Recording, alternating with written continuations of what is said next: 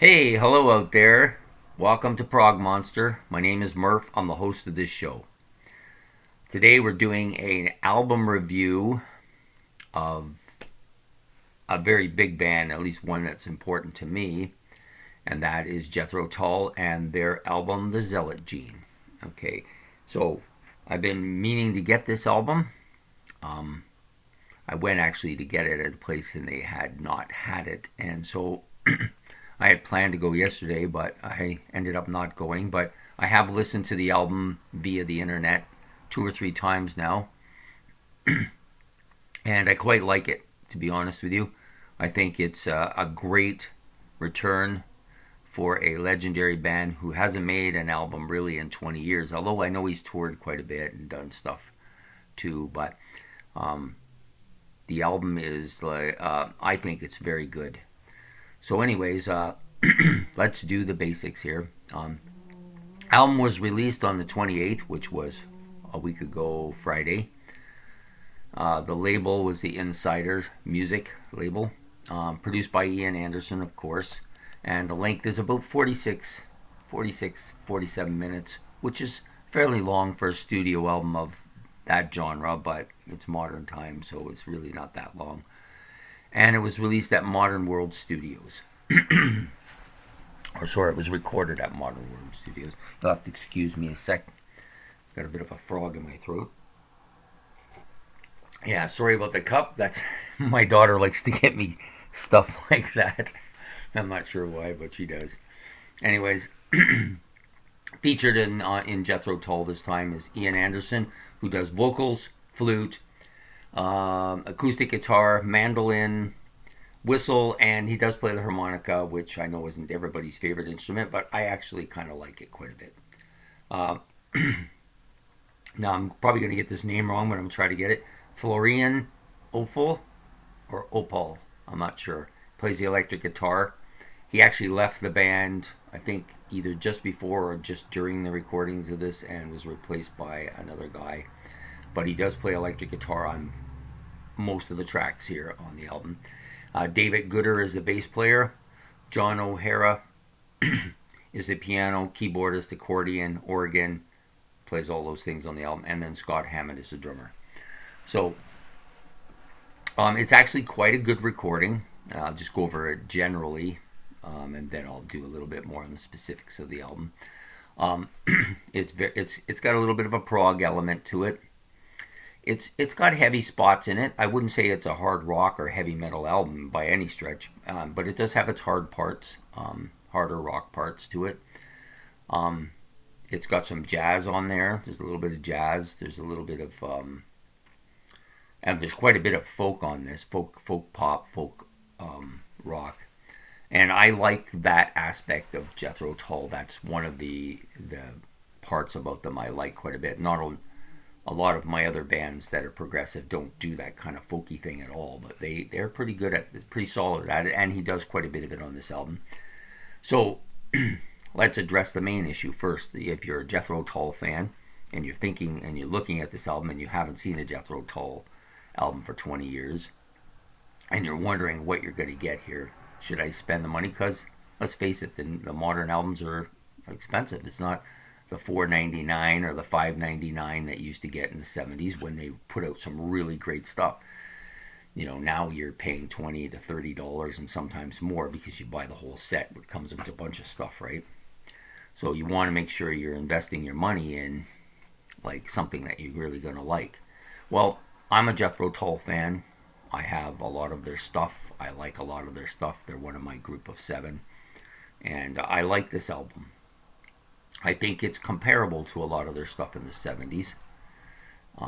So let's address the main things first.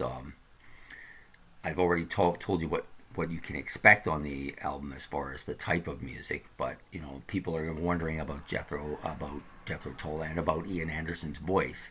Now, I was kind of surprised when I read in the credits on the album that Ian Anderson does all of the vocals.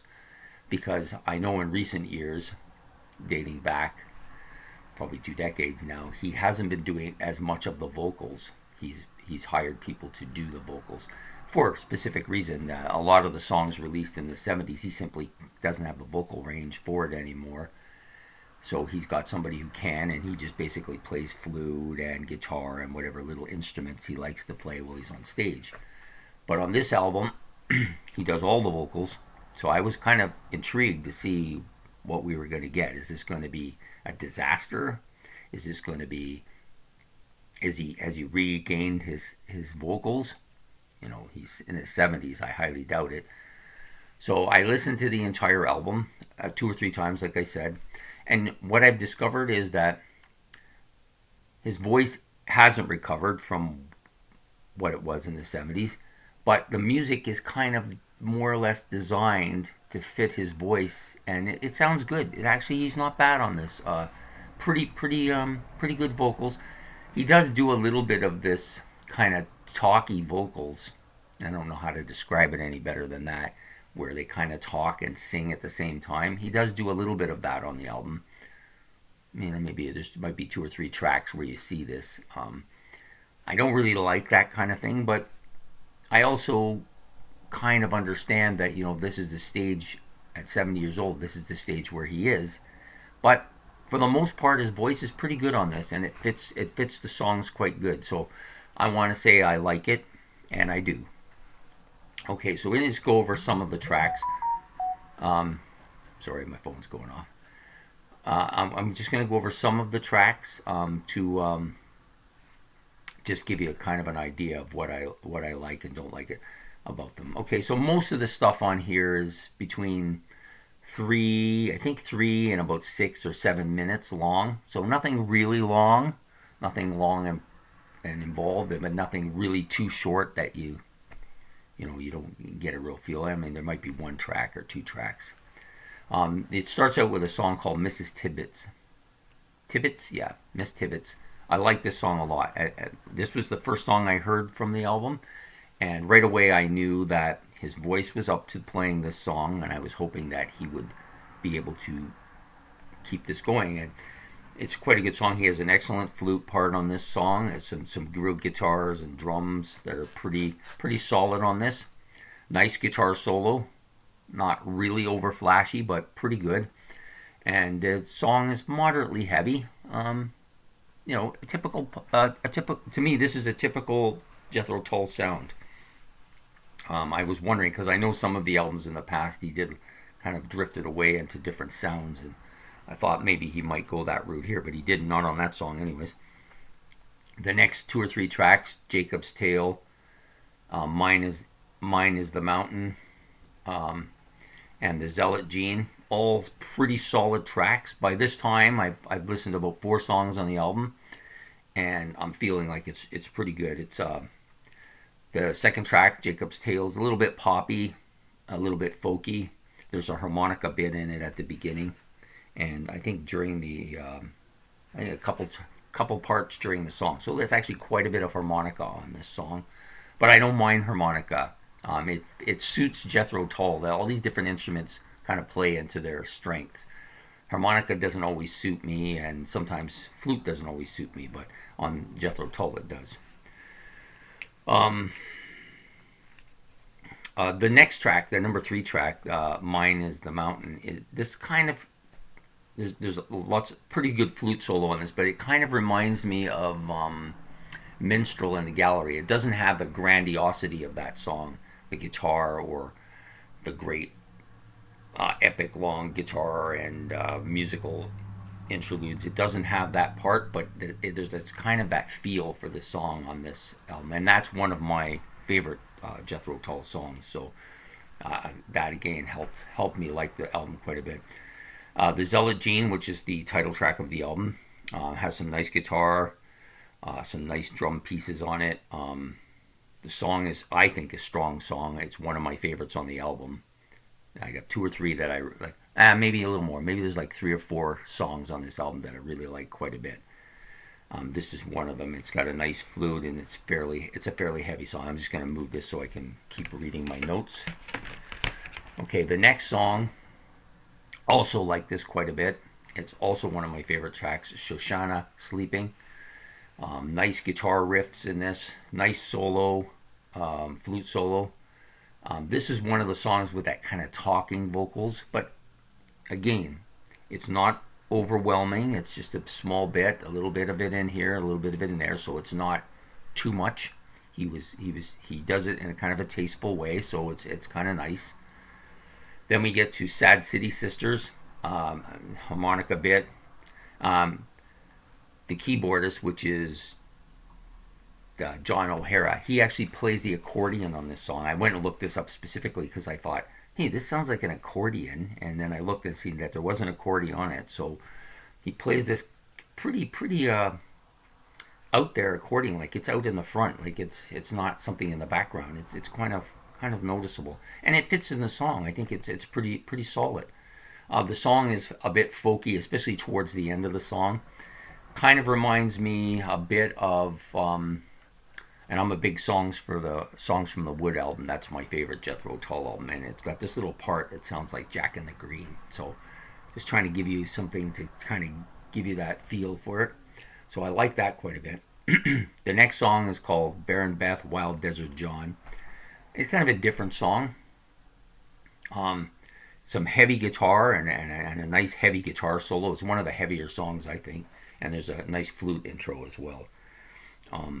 Pretty good song. I like it. I wasn't quite sure. The title was kind of throws me, but at the same time, it's Jethro Tull, and he likes to throw them kind of quirky things in there. And then the last one is the Betrayal of Joshua, the last song on this particular thing I've written down here. It's got a piano intro, some drums. There's pretty strong on it. Lots of talking. That talking vocal. There's a lot more on this particular track than the others. I don't know if it's as good.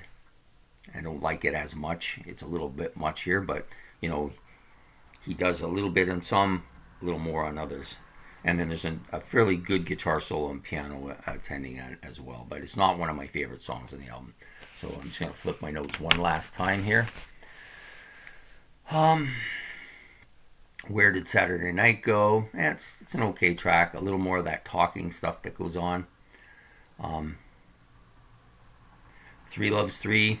I've got a nice flute intro. It's a little bit acoustic. It's a very folky song. The last songs to me, are very kind of mildly. There's more folkiness in the last 9, 10, 11, and 12 songs on the album. The Brief Visitation, same type of thing. A little more flute in this one than some of the other tracks. And The Fisherman of... Now, I think this is Ephesus. I can never say this word. It's something from the Bible, obviously.